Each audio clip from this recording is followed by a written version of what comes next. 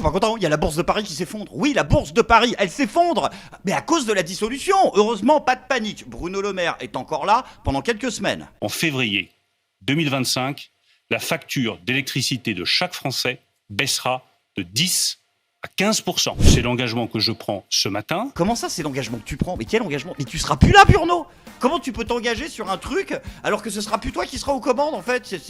Ah ouais, d'accord, en fait le mec, c'est-à-dire que non seulement il a passé des années à nous dire vous inquiétez pas, hein, dans 2 mois c'est le plein emploi, il s'est foutu de notre gueule toutes les semaines à la télé, mais alors maintenant que le mec peut faire des promesses qu'il engage pas, puisque ce sera plus lui qui gérera le truc, et il se lâche, il part en couille le mec, c'est de la coke et des putes dans 3 mois pour tout le monde. Bruno Le Maire met en garde contre une possible crise de la dette si le RN applique son programme. C'est bien d'essayer Bruno, mais le problème en fait c'est que c'est comme si Fourniret disait excusez-moi, ouais, Jack Lang, ministre de l'Éducation, je suis pas sûr. Le monde économique a peur du RN. Pourquoi? Parce que leur programme économique ne tient pas la route et se soldera par une augmentation des impôts. Ce que l'on a construit en 7 ans peut partir en fumée en 7 jours. Ah oui, en fait, ton argument pour que les gens votent pas RN, c'est de leur dire si vous votez RN, ils vont annuler toutes les conneries que j'ai faites. Hein. À ce niveau-là, soit t'es très très con, soit t'es définitivement un agent double. La réalité, Burno, c'est que t'as planté le pays pendant des années et t'as même réussi un coup de maître dans les derniers 100 mètres, quoi. C'est-à-dire que là, il a réussi à nous faire baisser la note de la France de AA à AA-. Voilà. Un dernier mot pour ta défense? Si aujourd'hui nous avons un niveau de dette élevé, c'est pourquoi? C'est parce que j'ai sauvé l'économie française, Benjamin Duhamel. Vous pourriez mettre ça aussi à mon actif. Ok, d'accord, le déni jusqu'au bout. Bruno, tu es une bille, tu n'y as jamais rien compris à ces histoires de chiffres, hein, donc arrête de nous prendre pour des cons. Donc je vais te faire un cadeau pour ton dernier jour, là, pour tes derniers jours, je vais te donner une leçon d'économie très simple. AA-, Bruno, ça veut dire A+.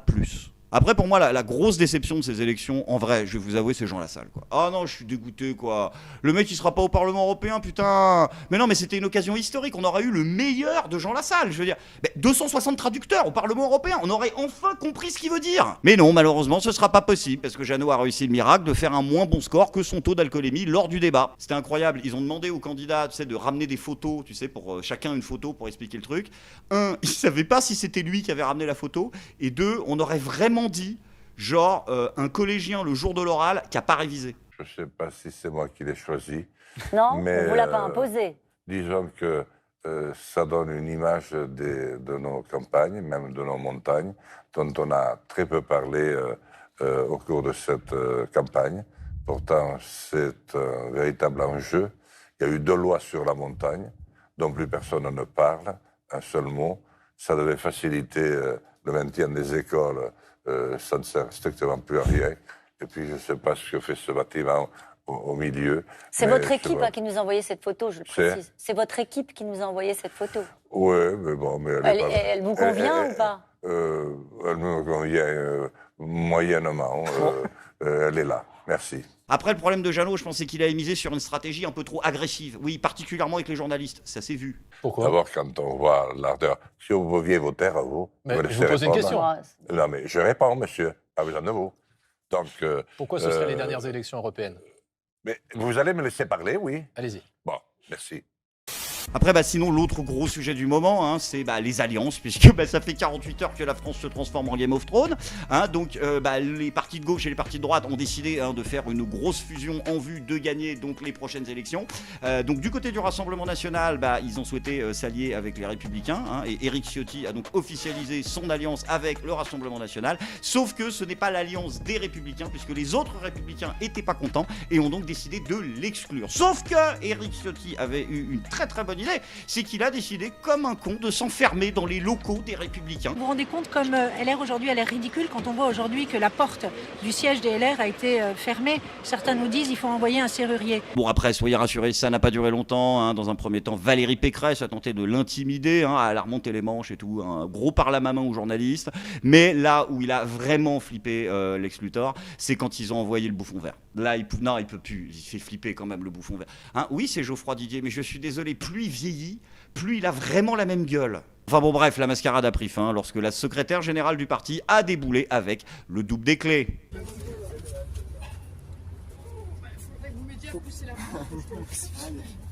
Bande de traîtres, vive la France! Est-ce qu'Éric Ciotti est là? Trahison! Vous savez si Éric Ciotti est là? Collabo! Vive la France.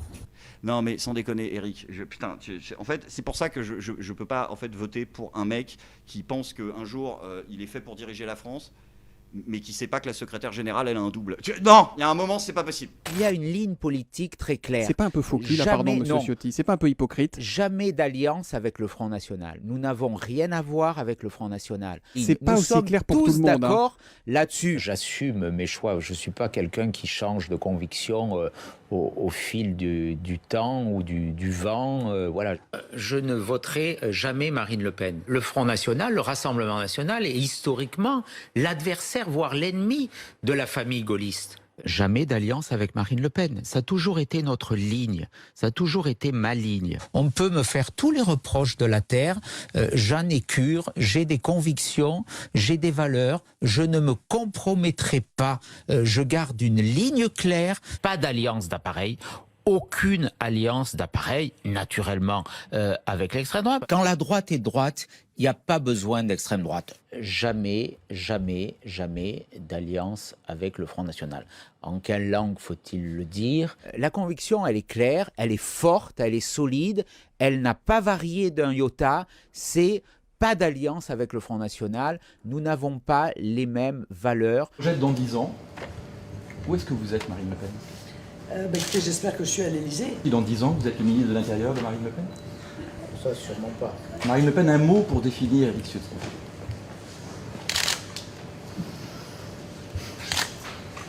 Je vais être hyper gentil. La naïveté. T'es le number one des traîtres Eric, y a rien à faire quoi. Ah non c'est pas moi qui le dis, non c'est Gérald Darmanin. Et quand Gérald Darmanin te traite de traître, normalement, c'est le début du questionnement. Par contre, en ce qui concerne une éventuelle alliance avec Reconquête, le Rassemblement National, plus précisément Jordan Bardella, a totalement fermé la porte. Quant à la gauche, elle a décidé de s'unir. Ça leur a pas fait plaisir sur le plateau d'LCI. Moi, c'est un très grand choc. Et c'est une extrêmement mauvaise surprise. C'est la NUPES, c'est-à-dire que rien n'a changé. Incroyable. On revient à ce qu'on a fait en 2022.